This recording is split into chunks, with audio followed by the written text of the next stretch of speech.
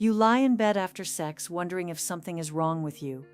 Maybe you took too long, maybe you needed too much, maybe your body does not work the way it should anymore. And the worst part is, you have no idea what normal even looks like after 50. You assume everyone else still wants sex instantly, you assume other women get wet in seconds, you assume tightness is the goal, and looseness means failure. But what if everything you think you know about normal is wrong?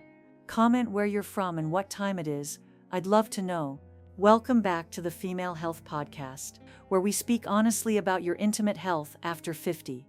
I am Dr. Leah Parker, a gynecologist and women's health specialist with over 30 years of experience helping women understand what is truly happening in their bodies. Today I am going to show you what actually counts as normal in your sex life. You will learn the 4 phases your body moves through during sex and why they look different now. You will discover the timing most women need for arousal and why penetration alone rarely leads to satisfaction. And by the end, you will understand the shocking truth about tightness that changes everything women over 50 have been told. But first, you need to know why so many of your concerns are not medical problems at all. They are education gaps. And once you fill those gaps, relief replaces panic. Every sexual experience moves through 4 phases: desire, arousal, orgasm, and resolution. This cycle was mapped decades ago, and it still holds true.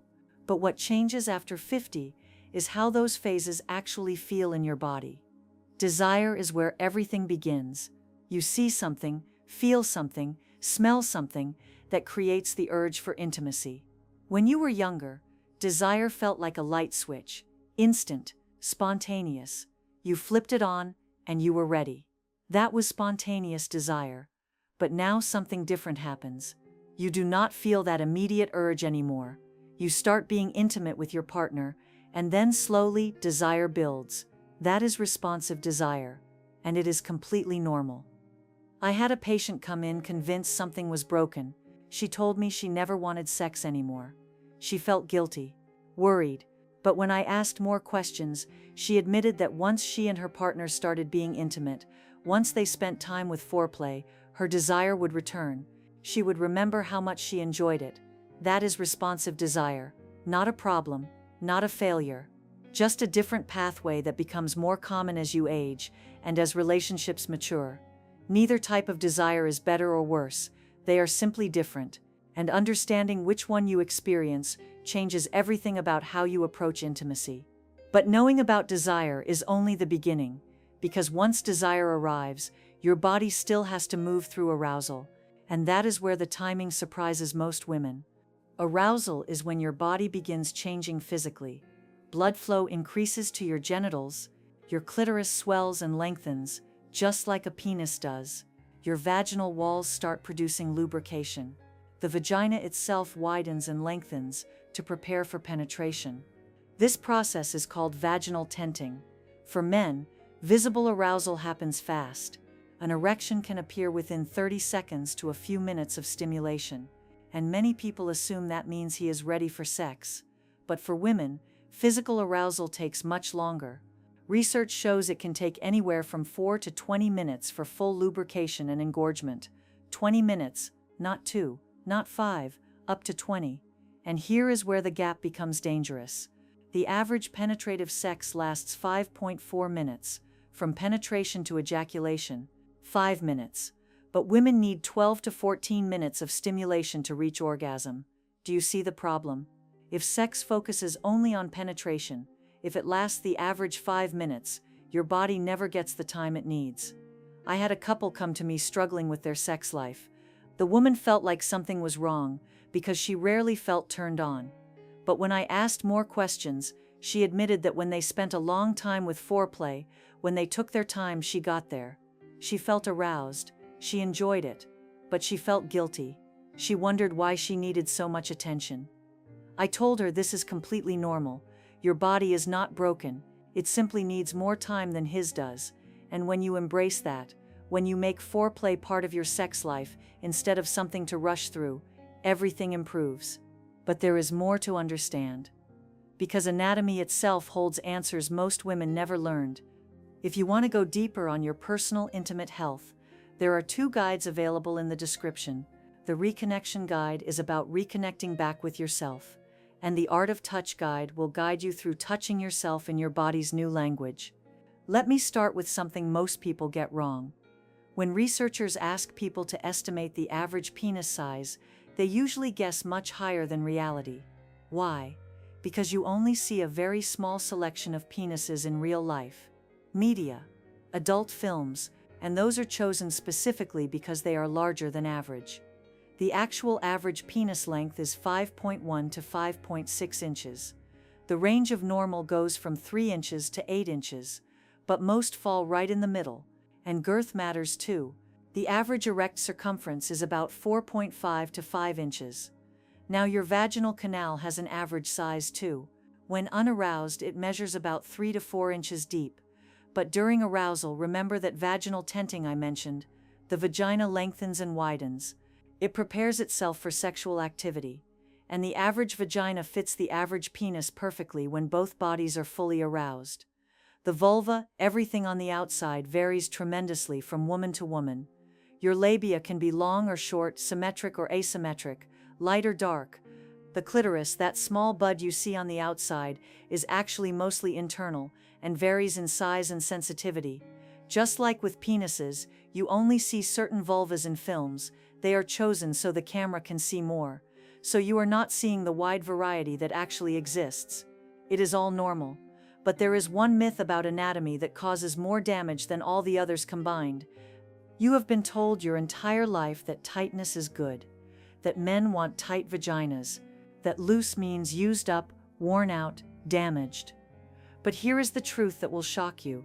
If your pelvic floor is always tight, that means it is not functioning normally, and it will likely hurt during sexual intercourse. Tightness is not a sign of health, it is a sign of dysfunction. A healthy vagina should be able to tighten when it needs to, and relax when it needs to. It should never be painful to have sex. That tension, that tightness you think men want, actually prevents pleasure for both of you. Now let me destroy the other half of this myth. The idea that having sex makes you loose, that multiple partners stretch you out, that you can wear out your vagina. Think about this logically. If you have been married for 30 years and had sex with your husband thousands of times, no one calls you loose. But if you had sex with 1,000 different partners one time each, suddenly people assume you are damaged. The reality is that looseness has nothing to do with how much sex you have. Your body is designed to be adaptable. Women literally give birth to children through the vaginal canal, and it snaps back. It is a remarkably resilient structure. What actually causes looseness is weakened pelvic floor muscles. This can happen from childbirth, especially multiple children. It can result from neurologic issues. It can even be genetic. I recently saw a patient who had very small babies but struggled with pelvic floor weakness. Her grandmother had the same issue, her mother too. There was likely some alteration in her tissue makeup that made those muscles weaker over time. That is what causes looseness, not sex, not partners, not penis size. So when it comes to anatomy, what matters is not matching some ideal measurements. It is about understanding how your body actually functions and communicating with your partner about what feels good. But anatomy is just one piece. There are other myths stealing your pleasure right now. Myth number 1.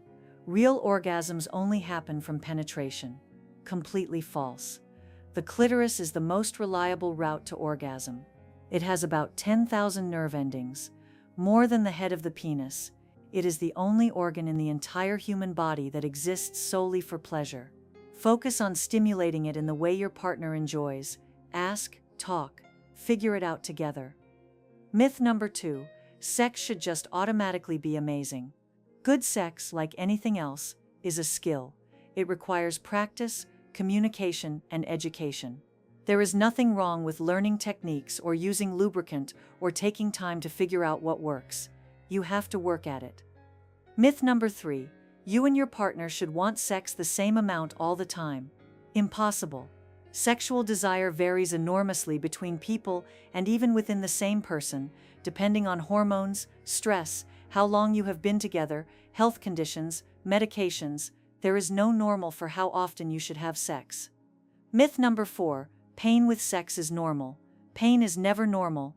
If you experience persistent pain every time you have sex, talk to a doctor. Do not ignore it. Now here is what you can do starting today. Stop asking if you are normal. Start asking if you are satisfied. Normal is just a range. What matters is how you feel about your sexual experience. Talk to your partner about what feels good, what does not, what you want to try. Start small. Open those lines of communication, even when it feels awkward. Focus on the whole experience, not just the destination. Enjoy being connected, touching, intimacy. The time it takes to get there is when you become present and aware.